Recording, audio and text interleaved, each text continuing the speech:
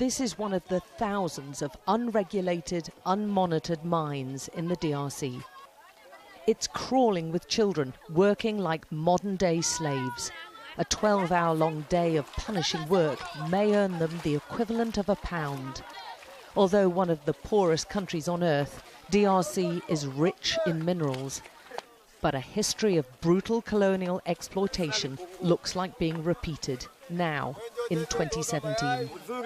Much of it's mined by hand, with rudimentary tools in harsh, potentially hazardous conditions. And wretched whether or not, the rush is on for a mineral the DRC has in great abundance, cobalt, and it's fast becoming more precious than gold. It's a critical ingredient in lithium-ion batteries which power smartphones and laptops. An army of children are at the heart of the mining production. Wearing no shoes and in the most wretched conditions, Dorsan is ordered to retrieve the sack he's forgotten. There's an urgency now. The rains make this dangerous work even more risky, and Dorsan's told in no uncertain terms he risks a beating if he messes up again. Dorsan, with Richard beside him, have worked all day. They're 8 and 11 years old. Even this punishing work doesn't guarantee enough for food. Dorsan hasn't eaten for 2 days now. This is what helpless looks like, and he's one of the children making millions for multinational corporations in America and China whilst they suffer in squalor. For this, they'll get maybe 8 British pence a day.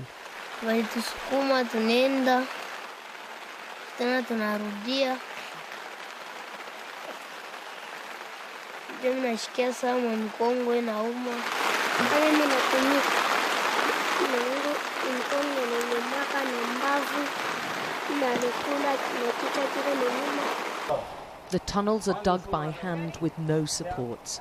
They frequently collapse, especially during rain. The miners climb down using holes carved in the rock and no safety equipment. This most precious of minerals is often extracted and sorted by tiny hands.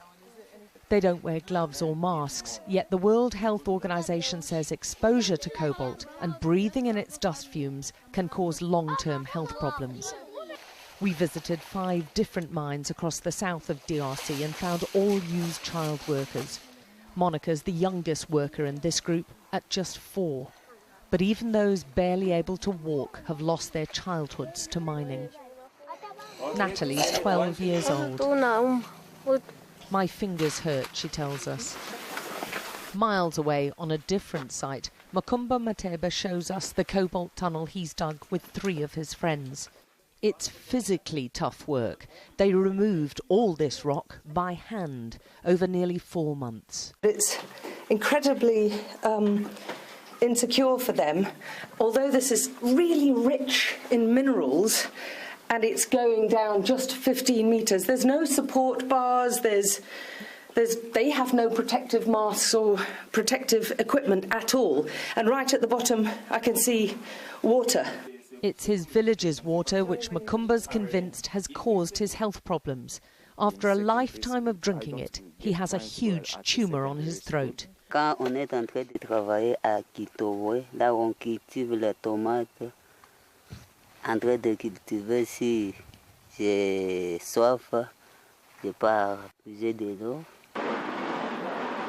There are countless reports of other health problems from those living nearby and working on the mines. On trouve les infections, minimum infection, je retourne à Onako. Kasi mama anatumika makariere sana, tazama mtoto na infection shulungula, mwingine kuna bima buton, mwingine ndio tunaona donc makozi linatoka mama wa mimba nenda makariere. These twins are just 2 days old, and although small, so far they're healthy, to the relief of their mother. Unaleta maproblem kama wewe mwanamke unaenda kutumika hapo. Inaleta maproblem na difficulty kama una mimba. Shi mwanamke ni mama yangu kunetupeleka kukwesa mama yangu kunetupeleka tunaenda kutumika. But even if they stay healthy, the twins face a lifetime of hard labour as soon as they can walk.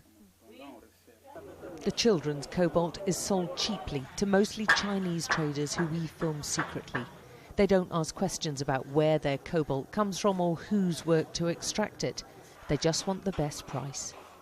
The black part is cobalt. Even those who aren't Chinese, this trading market has Indian owners, told us they sell onto the dominant Chinese exporter of cobalt, CDM.